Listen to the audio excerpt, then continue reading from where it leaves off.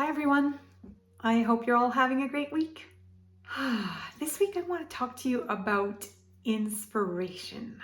Inspiration is something that's hugely important, I think, to creative people, and it really can be found everywhere or all around us. And then sometimes it seems like it's just nowhere to be seen or nowhere to be found. It's one of those really kind of strange things. And yeah, I thought it would be an important subject to discuss because it's the thing that helps us create. And without it, we often find ourselves at a loss for what to create. So, what happens when inspiration seems to be nowhere to be found? This, I think, is a very normal thing for a lot of creatives.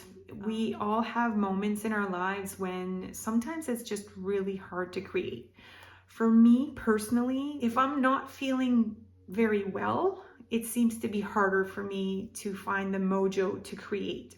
And then when I'm feeling very well and things are going very well, I feel like inspiration is just coming out of my ears. like it just seems like there's so much inspiration. It's it's hard to keep up sometimes.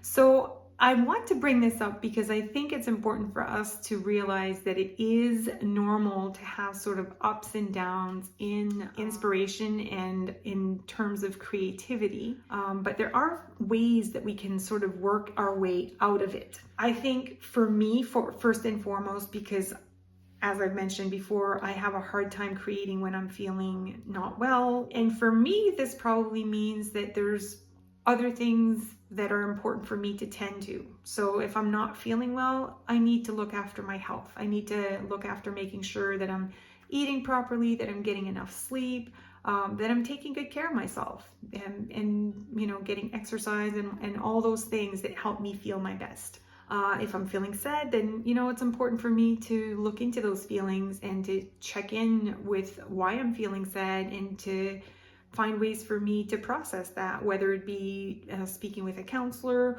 or maybe talking to a friend or talking to my husband. It's important for me to process that. And generally speaking, when I do those things, I do start to feel better. So that's number one. The other thing I like to do is not to force myself into creating, but I do like to continue to create regardless of whether or not I'm feeling super inspired, because I think the very act of creating is also for me an act of taking care of myself, because it's something I generally enjoy. And even if I'm not feeling overly inspired to create a masterpiece, the very act of creating itself, like when I'm creating neurographic art, for instance, I find that to be very relaxing, very soothing, and it helps me feel better. So in doing that, I work my way back into feeling well enough that I can find inspiration again. So where do I find inspiration? Well, for me, probably my biggest source of inspiration is nature. I love nature. I love being outdoors. I'm just fascinated by everything out there. I am also a very big lover of circles. And so, of course, it's natural for me to be drawn towards anything that involves circles. And being that I love nature and I love circles, it's kind of natural for me to be drawn to the universe and planets and stars and, everything that's out there. So these are the kinds of things that inspire me.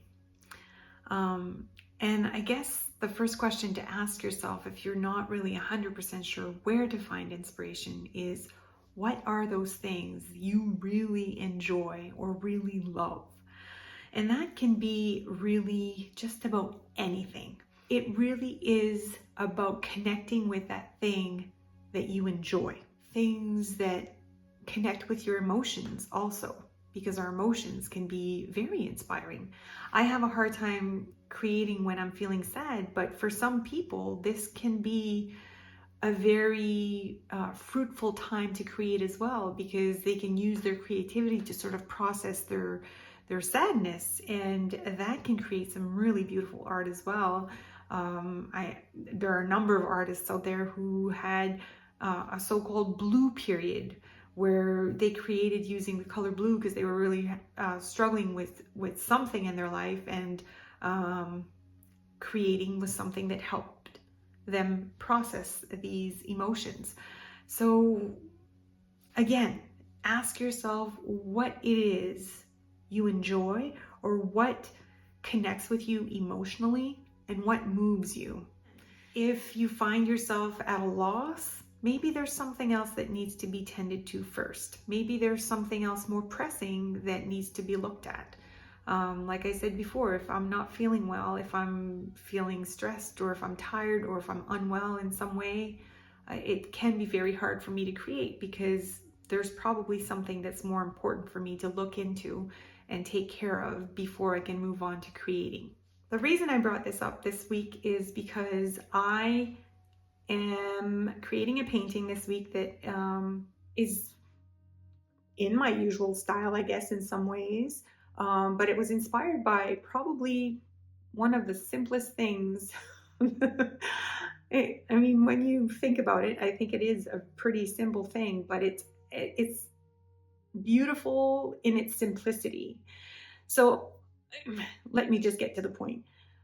My husband and I have been watching a lot of shows recently. When we relax at night, we watch some, programs, and we have found ourselves in recent months watching programming that hails to us from Japan.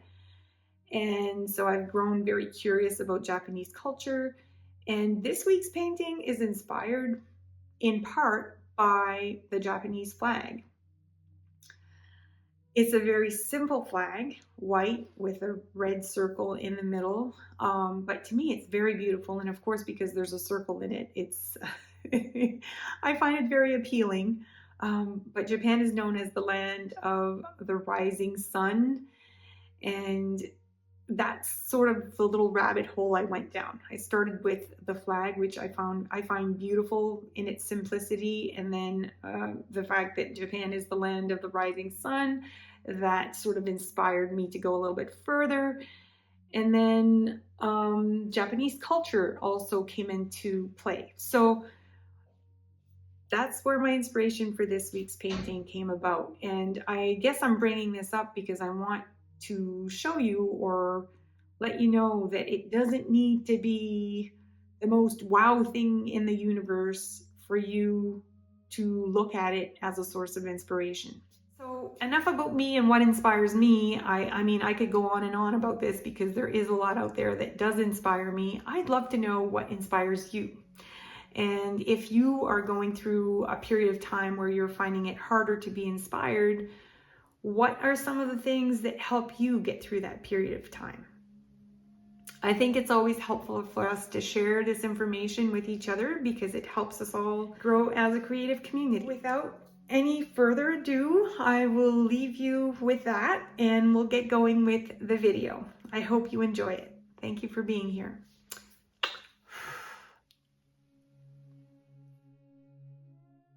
As I mentioned, the inspiration for my painting this week is Japanese culture, and the starting point was the Japanese flag.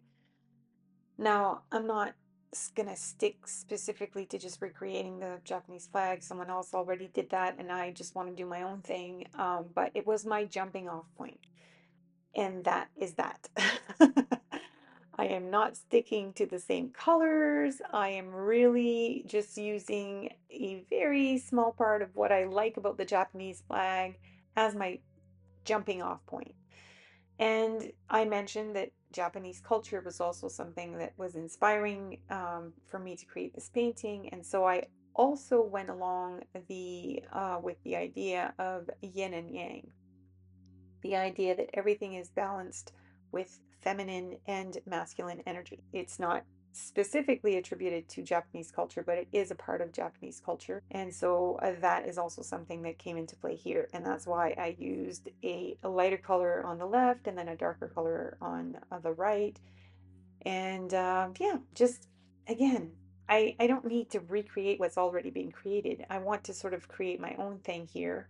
And I'm using these jumping off points as a starting point for my painting. And from there on, I will work on developing it in my own way, using my own colors and um, whatever it is that comes to me intuitively.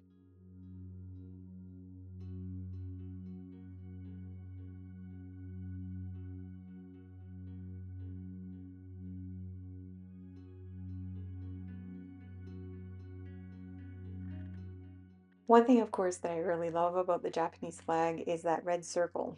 And so I wanted to include a circle in this painting, and I've drawn a circle with pencil, and I've wet the area using my spray bottle. And now I'm just going to come in and I'm going to drop some color in the middle of the circle. But again, I'm not using the exact same colors. The color of the red circle in the Japanese flag is a vibrant red, and this is sort of along the same lines, but it is not purely red. It's, I would say, even more orange than red, but it's kind of like an orange red. Anyway, I picked colors that I felt called to use for this painting. And again, when you're using something as inspiration, it's to be used sort of as a jumping off point, not necessarily meant to be something that you're going to absolutely recreate. I know in some cases that's the case, but for me this is more of an abstract painting, and so I'm choosing to work with colors that for me represent the rising sun or even the setting sun.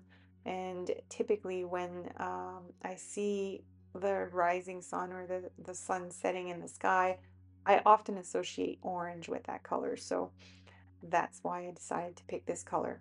And it's all about following your gut and your intuition and letting it guide you along the way. And when you do that, you stay true to yourself and you create artwork that is meaningful to you. And that's why this painting is meaningful to me, because it is speaking to me and my curiosity about Japanese culture, and also my curiosity about the universe and the balance of everything.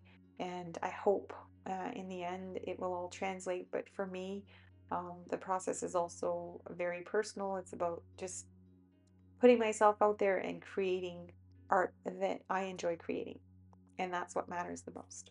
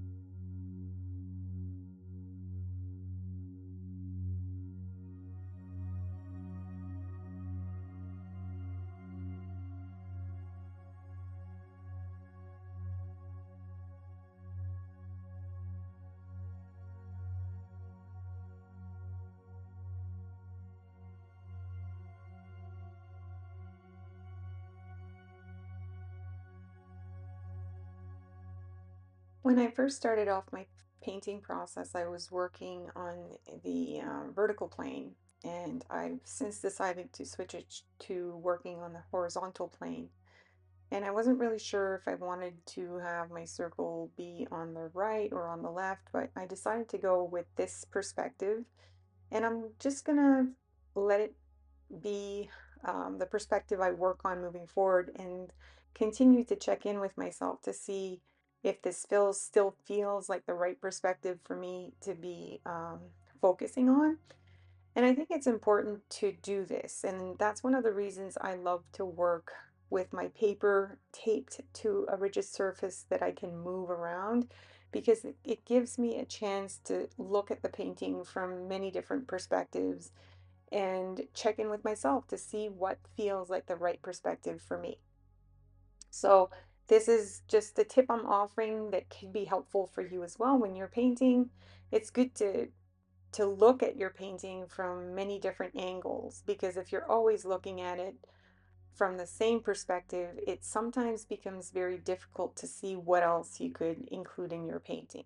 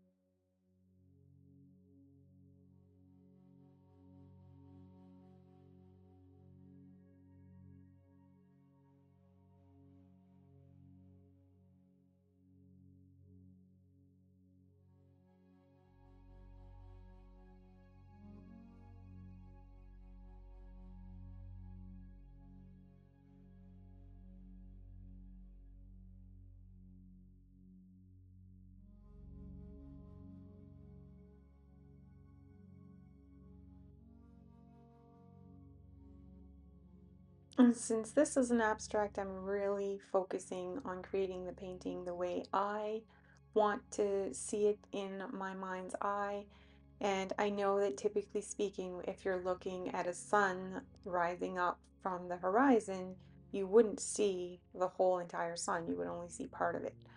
But in my mind's eye, I know there's a whole entire celestial body out there, and I wanted to have the whole entire circle, not just part of it, for this painting in particular, especially being that the inspiration for the painting was the Japanese flag.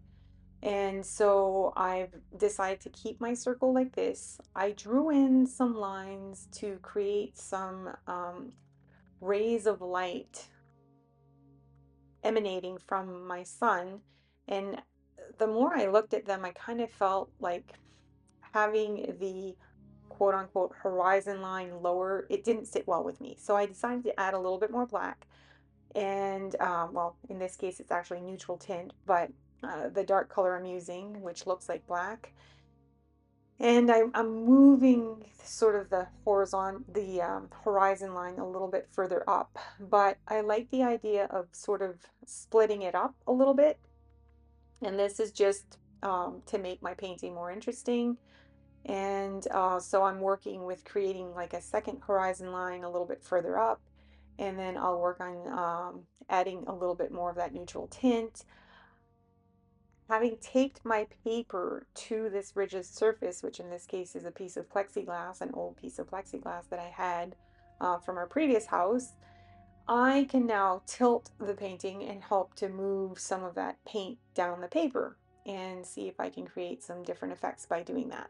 And if I had just taped my paper to my table, I would not be able to do that. So again, just another little tip, another reason why for me, I find it useful to tape my paper to a rigid surface like this that I can move around. But it's always about working with what works for us. And maybe your preference is to have your paper taped to your table surface. And, to each his own. It really is important for us to do what feels comfortable and right for us.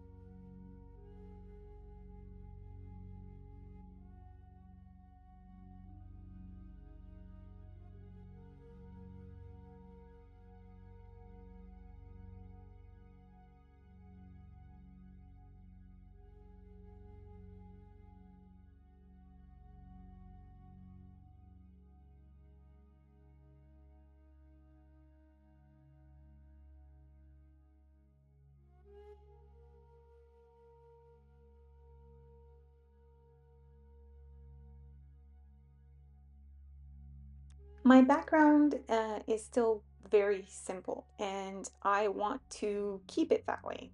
So I've decided at this point that I'm done adding paint in the background, and I'm going to start focusing on creating some value contrast. And eventually I'll also move into adding some gold, because that's one of the things that I want to do is really create that impression that the sun's rays are illuminating the upper portion of the painting, which in this case is the yang portion of the painting. And so I'm creating some contrast because I want to bring in more visual interest into my painting. And the colors, though there is some visual contrast at this point, I think it still needs a little something to push it a little bit further, um, in terms of visual interest. And so I'm bringing in some black ink, and I'm going to add it around my circle, and we'll see where I feel like going from that point.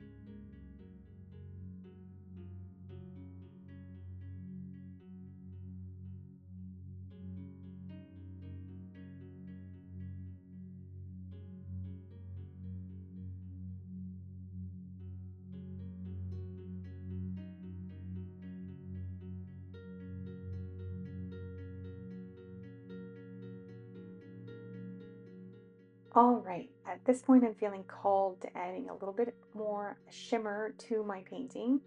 And of course, my go-to color tends to be star gold, but in this case, I've decided to paint with gold pearl instead.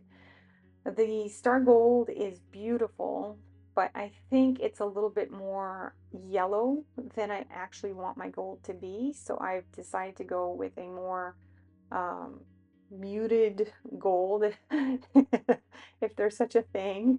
And I think this gold pearl will work really well with the colors that are already in the painting.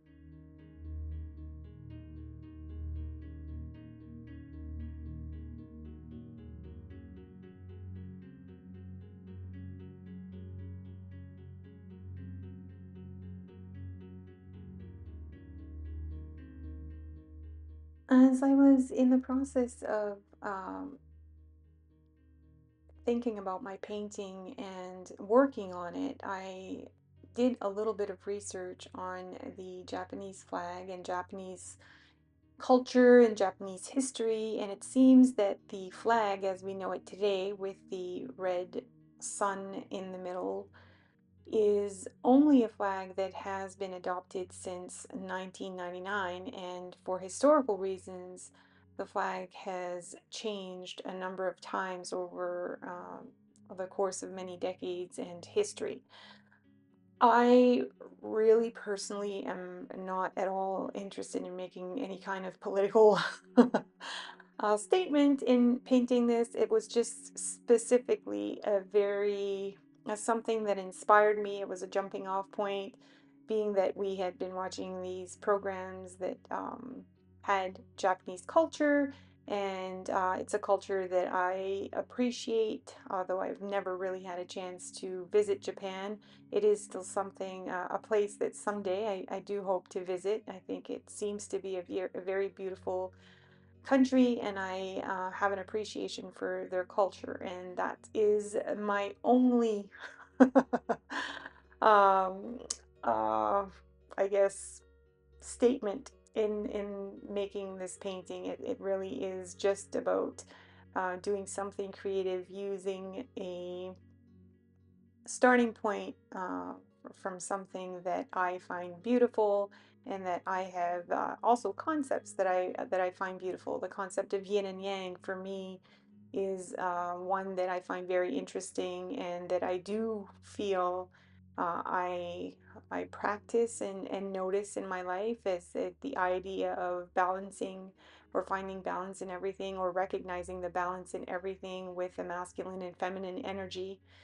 And so those concepts are meaningful to me personally. And definitely there's an interest for me in Japanese culture. So that's what I was set out to do, I guess, is just to explore that and explore my creativity by using a simple jumping off point. And that is that.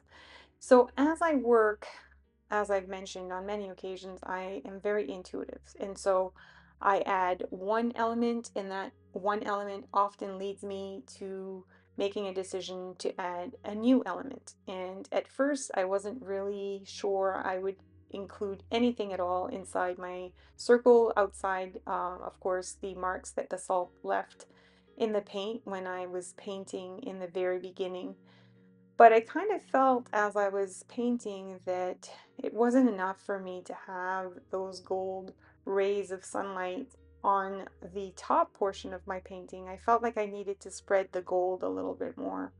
And so that's why I decided to add some of this gold into the center of my circle.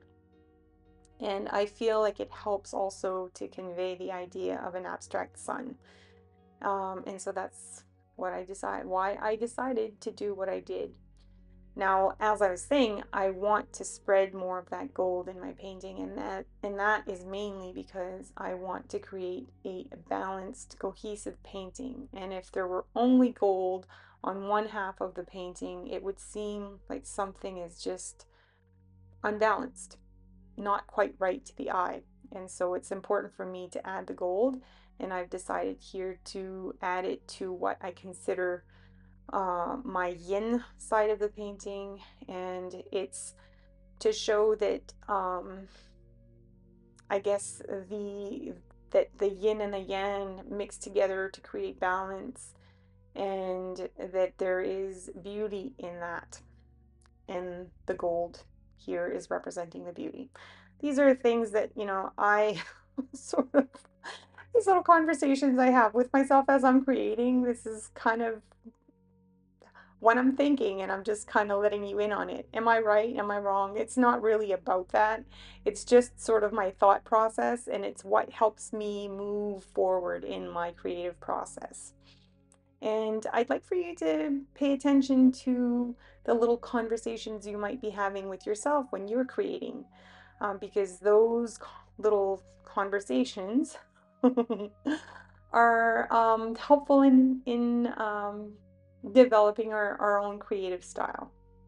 And so for me, it's checking in with my intuition. It's checking in with the things that have value to me, and that helps me develop who I am as a painter and an artist.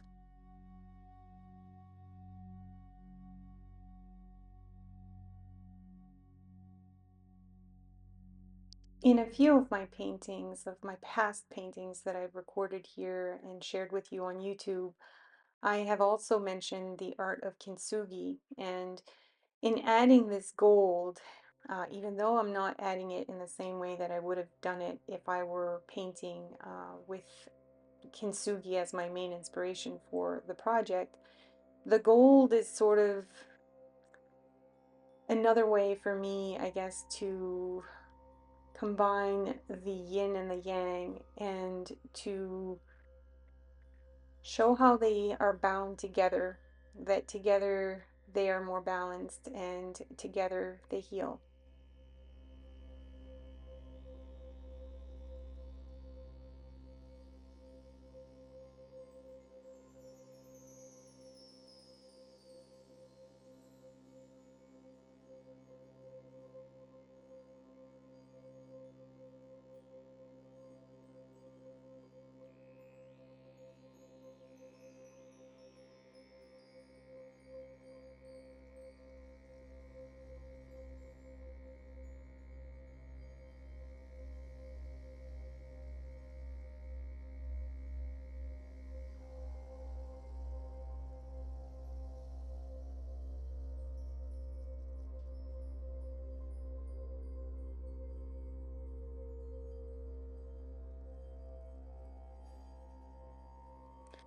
I've added some contrast in using some black ink and also by using some iridescent paint.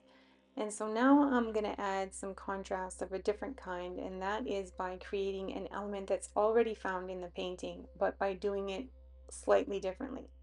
So my horizon lines are vertical, and I wanted my sun to have some horizontal lines as well, which would contrast with the vertical lines that are already in the painting.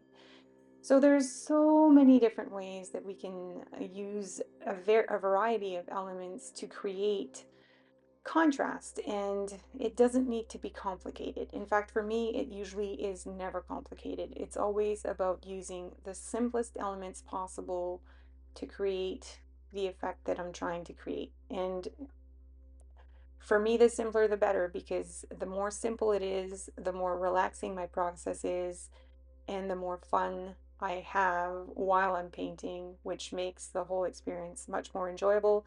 And usually, as I'm enjoying what I'm doing, it tends to go really well.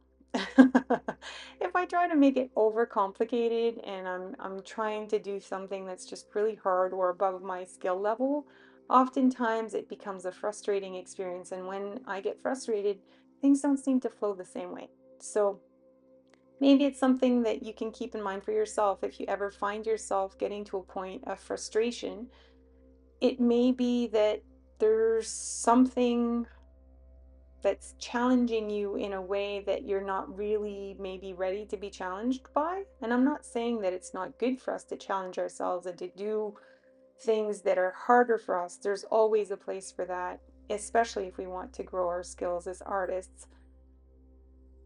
But check in with yourself and see what was your goal when you first started painting. Was it to practice that difficult to do skill, or was it for you to sit down, relax, create, and have fun?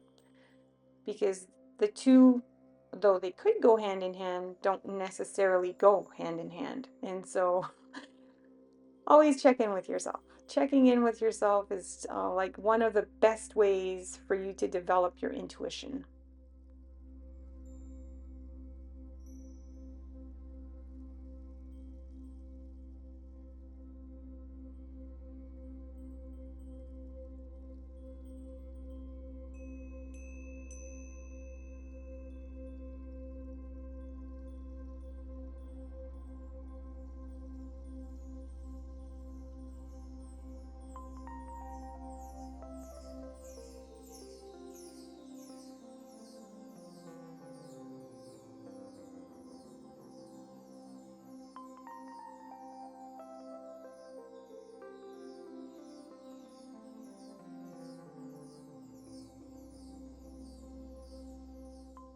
I really want the sun to be my focal point in this painting, and so I want it to stand out. And in order for it to stand out, I'm going to add a little bit more value contrast using some stippling by using my dotting pen here.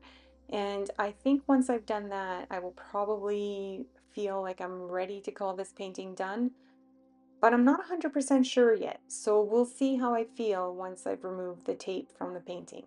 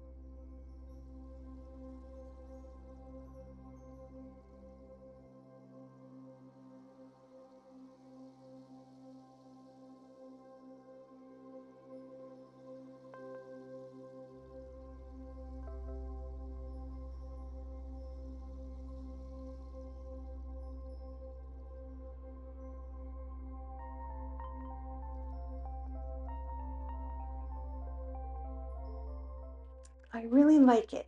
And at the same time, I feel like there may be a little bit of something missing in the upper portion of the painting. And so I'm thinking I'm going to use my dotting pen to add some stippling to my sun rays. I added some stippling to my sun rays, and I have to say that I do feel that they stand out a little bit more, but I'm not 100% sure it was absolutely necessary. I guess what this means is that I like the painting as much then as I like it now. So, no harm, no foul. I really love how inspiration usually finds me in the most surprising places. And as beautiful as I find the Japanese flag to be, for whatever reason, it's not been a cause for me to want to create a painting before now. But I'm happy I did. And I hope it makes you realize that you don't have to look very far to find inspiration. It's usually right there. I'm really looking forward to seeing what inspires you. And I appreciate you sharing that with me in your comments. Thank you for making the time to join me on my creative journey. I hope you have a wonderful week and, of course, happy creating!